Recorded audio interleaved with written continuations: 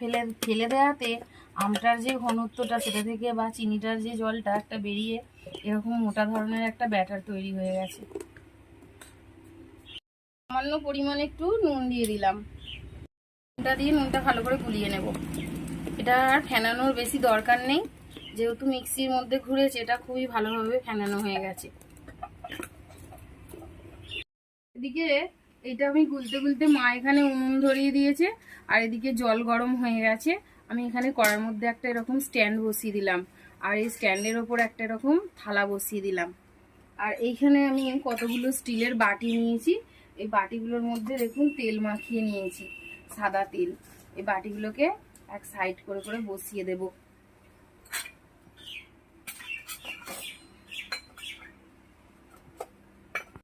বাটিটা আমি একটু গরম হতে দেবো, শুধু ঢাকাটা দেয়া থাক, একটু গরম হয়ে যাক বাটিটা। বাটিগুলো